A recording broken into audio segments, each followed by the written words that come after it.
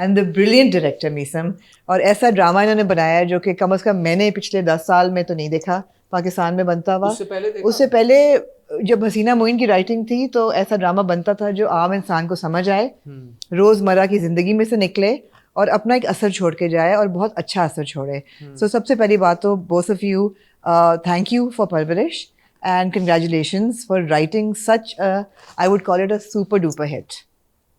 Thank you so much. Thank you so much. ये तो मैं कहूँगा कि इनकी कारस्तानी है। बहुत डिफरेंट लिख रही थी, बहुत अलग चीज़ आ रही थी और सहज जुमला आ रहा था और रोज़मर्रा का जुमला आ रहा था। मुझे शुरू से एक इस कहानी के हवाले से रहा जुमला कि स्लाइस ऑफ लाइफ है, बनाते हैं। तो बस बड़े मज़े की चीज़ें आ गई उसके अंदर और फिर इन साथ दिया, उसे आगे लेके चली। ये सॉरी, एक सवाल मैं पहले लॉन्चिंग सवाल पूछ लूँ, ये कहानी बताना क्यों ज़रूरी था? Because this was a risky story to tell. हम अमूमन ड्रामों में जाते हैं तो वो प्यार मोहब्बत की कहानी होती है, 20 समथिंग हीरो होता है, इतनी हीरोइन होती है, उनकी मोहब्बत होती है, एट सम पॉइंट शादी हो जाती है, यू नो मिसअंडरस्टैंडिंग्स होती हैं, बिट्रेयल, ये वो हर चीज़। ये कहानी 6 अदद नौजवानों की, 6 थे, इतने थे, इनकी कहानी आप बताना आप लोगों को क्यों ज़रूरी लगा? तुम जवाब दोगी पहले? आप शुरू करें। मैं शुरू राइटर हो? अच्छा, कहानी बताना क्यों ज़रूरी लगा? वंस अगेन बात वहीं से शुरू होगी कि फ़ाहद भाई का ही आइडिया था। उन्होंने हमें एक ब्रीफ दी थी, मुझे नहीं, अपने डिपार्टमेंट के जो मुझसे जो सीनियर लोग थे उनको, कि उनको कहानी बनानी है एक ऐसे बाप के बारे में जो कि बहुत अरसा मुल्क से बाहर रहा है, अपने बच्चों को वहाँ पाला है और अब इस डर से कि मेरे बच्चे उस माहौल में सही नहीं पल रहे, यहाँ पर ले आया है। और यहीं पे उसका भाई है और पैरेलल में उसके भी 2 बच्चे होंगे जो कि यहाँ के मुआशरे में पल रहे हैं, and that difference has to be established. और उसमें हम लोगों को ये मिला था ब्रीफ के but the story has to revolve around like its परवरिश, but the younger lot has to be the focus because it's their परवरिश। सो यहाँ से ये सिलसिला शुरू हुआ था। अच्छा, ये सॉरी, ये पूरा कॉन्सेप्ट यहाँ तक फ़ाहद मुस्तफ़ा का था? इस पूरी ये जो पूरी आपने बात, ये कॉन्सेप्ट हमें बनाया मिला था कॉन्सेप्ट। हाँ, मुझे मेरी डायरेक्टली फ़ाहद भाई से बात नहीं हुई थी, इन ऑल ऑनेस्टी। उस टाइम पे हमारी हेड होती थी परिसा सिद्दीकी, मुझे उनके थ्रू मिला था। जिन्होंने बंस रोड लिखा था। जी बिल्कुल, मुझे उनके थ्रू ये मिला था और उन्होंने फिर ये था कि आगे फिर डिपार्टमेंट में फिर कहानी डेवलप हुई, किस तरह से कौन सा कैरेक्टर है, क्या है। और फिर आपको किस पॉइंट पे मिला? स्टार्ट से, पहले दिन से। और आपकी was there a team of writers जो इस पे काम कर रही थी, या ये थ्रू एंड थ्रू आपकी कहानी थी? नहीं, there was a team of writers, like it's the department. मैं क्योंकि नई थी, मेरा राइटिंग एक्सपीरियंस फॉर टीवी नहीं था, like I was from theatre but I didn't know TV. So at that time Parisa हमें हिट कर रही थी, तो वो she used to guide with the format, how episodes work, how scenes work, characters जो establish होते हैं, screen plays को किस तरह से theatrical language से differ किया जाता है। तो she was constantly being, जिनको मैं कहती हूँ कि मेरी पहली writing mentor हैं, कि she was constantly guiding throughout the process कि ये होगा इस तरह से। So started from there। फिर कहानी क्यों बताना ज़रूरी लगी? I would say कि okay, the process was very organic, क्योंकि these kids somewhat इन सबको मैंने ज़िंदगी में कहीं ना कहीं देखा हुआ था, किसी को कज़न की सूरत में, कोई उस कज़न का फ्रेंड, कोई स्टूडेंट जिसको पढ़ाया है। सो जब ये कैरेक्टर्स तख्लीक में आने लग गए तो खुद वो रेफरेंस पॉइंट्स बनना शुरू हो गए, दैट मे बी आनिया comes from that kid, Wali का स्ट्रगल वहाँ से उठा। So it was very subconscious in the working but it happened. So ये आपका पहला प्रोजेक्ट है? जी, टीवी के लिए as a writer for television. और अमूमन हम टेलीविज़न पे देखते हैं बहुत सारे राइटर्स, बहुत बड़े बड़े नामों को भी देखते हैं। रियलिटी से जुड़ी हुई कहानियाँ हम ऑफ कैमरा भी अभी डिस्कस कर रहे थे, उनके लिए स्पेस कम ही मिलती है टेलीविज़न के ऊपर। या हमें बहुत किसी फैंटेसी दुनिया में, किसी दूर परे के गांव में ले जाया जाता है, जहाँ पे हमें ये एक्सपेक्टेशन होती है ऑडियंस से कि बस आप मान लें ये किरदार ऐसे ही और ये ऐसे ही हैं और बस ये ऐसे ही करेंगे।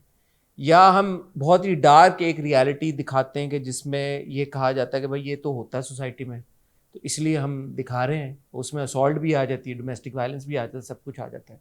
ये जो बीच का रास्ता है ये बड़ा ट्रिकी और रिस्की रास्ता है, बिकॉज प्रोड्यूसर भी ये बोलता है यार कि इस पे तो रेटिंग नहीं आएगी भाई, इस पे कैसे होगा, और हम एजुकेट करने बैठ जाएं तो ये तो काम हमारा वैसे भी नहीं है। तो ये जो आपने एक लाइन पकड़ी कि जिसमें you were entertaining the audience yet you were also educating the audience, ये कॉन्शियसली हुआ है या ये एक बाय प्रोडक्ट बन गया, एक चीज जो आप बना रहे थे आप उसी पे चल रहे थे और उसका बाय प्रोडक्ट दोनों सूरतों में हमें नजर आ गया? अच्छा, मैं पीछे वाले सवाल से जोड़ के इस पे आ जाता हूँ। मैंने स्टार्ट किया था तो एक प्रोजेक्ट था ड्रीमर्स के नाम से, जो असफर अली ने डायरेक्ट किया था, and it was based on youth. College के लड़के हैं, किस तरीके से वो वर्क करते हैं, किस तरीके से वो ऑपरेट करते हैं। 2011 एट दैट टाइम उसमें ही मैंने एक्ट किया था और वहीं से मेरी एक डायरेक्शन की तालीम भी शुरू हुई थी टीवी के हवाले से, वरना तो थिएटर का एक बैकग्राउंड मौजूद था। कहानी किसी की भी हो सकती है और किसी की भी सुनाई जा सकती है। हम हमेशा कहानी के अंदर ये ढूंढना शुरू हो गए हैं कि बड़ी कहानी सुनानी है। बड़ी कहानी से मुराद क्या है कि जी किसी कहानी के अंदर बड़ी ट्रेजेडी हो रही हो, बड़ा कुछ हो रहा हो, बड़ा कुछ हो रहा हो। नहीं, पहले सीधी सीधी कहानी सुना लें हम। मसला यह है कि हम टेढ़ी कहानियों के सिलसिले में, चक्कर में सीधी कहानी सुनाना भूल गए। मेरी तालीम हुई थी तो वहाँ चेखोव पढ़ाया गया, तो चेखोव की ज़्यादातर जो कहानी होती थी वो इस तरीके की होती थी। एक घर है, उसमें कुछ मेहमान आए हैं और वो बैठे हैं और वो बातचीत कर रहे हैं और कुछ चीज़ें हुई हैं और ड्रामा खत्म हो गया। तो सतही तौर पर जब आप उसको पढ़ते थे आप कहते थे इसमें तो कुछ भी नहीं हो रहा, जबकि बहुत कुछ हो रहा होता था, आप उसको देख नहीं रहे हैं। नौजवानों पे कौन बात कर रहा है? अगर हम नौजवान भी दिखाते हैं ना यूनिवर्सिटी के, तो हम कोशिश करते हैं कि 40 साल का एक आदमी उठा लें, उसे बैग दें, और वो अच्छा करता है, मैं इससे कोई एतराज नहीं कर रहा हूँ, वो बड़ा अच्छा मैनरिज्म भी अपनाएगा, मगर जो सोच उसके अंदर होगी वो उस 20 साल की 18 साल के लड़के की नहीं होगी। विद दिस कहानी मुझे एक लिबर्टी मिल रही थी क्योंकि किरण साथ में थी, तो मुझे था कि मैं इम्प्रोव भी कर सकता हूँ। तो मैं अपने एक्टर सेलेक्ट करते वक्त ये देख रहा था कि अच्छा, ये कहानी सुनाने के लिए मुझे उस नौजवान के दिमाग में जाना होगा जो इसे खेल रहा है। उसके दिमाग में क्या चल रहा है, वो चीजों को कैसे देखता है, वो बेसिक इमोशंस को कैसे देखता है, उसके लिए हैप्पीनेस क्या है, उसके लिए सैडनेस क्या है, उसके लिए एंगर क्या है, उसके लिए फ्रस्ट्रेशन क्या है, उसके लिए इरिटेशन क्या है, उसकी कम्युनिकेशन के मसले क्या हैं, उनसे बात करो। परीसा ने ये सिलसिला खत्म किया था 8वें एपिसोड के करीब, जब वो चली गई थी, तो उसके बाद से फहद भाई ने कहा कि मीसम साथ में बैठ जाओ और कहानी को आगे डेवलप करना शुरू कर दो। तो हम दोनों साथ में बैठ गए। उसके बाद से ये कहानी को हम डिस्कस करते रहे और हर किरदार को डिस्कस करते रहे कि अच्छा वली है कौन। जरा पहले वली की जड़ों में घुसते हैं। नौजवान की कहानी सुनानी है, पिछले अगर आप 10-15 सालों में देखिए तो नहीं है हमारे पास, नहीं, बिल्कुल नहीं। बहुत कम ड्रामे बने, कोई इस तरफ जाता नहीं है। मेरा यूनिवर्सिटी में जाना हुआ है तो बहुत सारे यंग लोगों के बीच में बैठना हुआ, इसी की रिसर्च के लिए, रिसर्च के हवाले से भी, वैसे भी एक्सपीरियंस, क्योंकि मैं पढ़ाता था, थिएटर पढ़ाता था, तो मैं मुख्तलिफ जगहों पे जाता था। इवन आगा खान के अंदर भी जाके पढ़ाने का मौका मिला, तो वहाँ पे भी बहुत सारे वो जो यंग डॉक्टर्स पढ़ने के लिए आए हुए हैं, उन लोगों के साथ बातचीत हो रही है, वो अपने घर के मसले बता रहे हैं, कुछ चीज़ें बता रहे हैं, तो मुझे बहुत सारी चीज़ें हुई कि यार इनकी तो कहानी को सुनी नहीं रहा, ये तो सामने है हमारे, इनकी कहानी को सुनी नहीं रहा। हम तो हीरो ढूंढने के चक्कर में पड़ गए कि एक हीरो लाए, वो देखें, वो माशरती इस्लाह करे, वो ये करे, ये करे, ये करे, ये करे, या वो हीरोइन के साथ रोमांस करे, ये करे।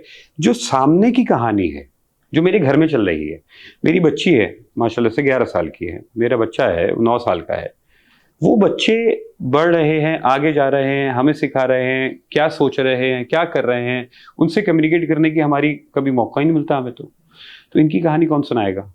तो मुझे तो 4-5 हम देख रहे थे, स्क्रिप्ट पढ़ रहे थे, और जब ये स्क्रिप्ट सामने आया तो मैंने कहा यार ये करना है, ये कहानी आज के वक्त में सुनाना जरूरी है, क्योंकि गैप है, लोगों को पता ही नहीं है कि डील कैसे करना है। हमारे यहाँ लिटरेचर भी कम लिखा जा रहा है और पढ़ने का भी सिलसिला कम होता जा रहा है, जो मुझे नजर आ रहा है। बहुत कम लोग पढ़ते हैं अब, पहले रीडिंग बहुत ज्यादा थी, तो वहां से कुछ मिल जाता था, दादा दादी से मिल जाता था। अब तो दादा दादी के साथ पोते पोतियां बैठना नहीं चाहते, ओल्ड स्कूल है।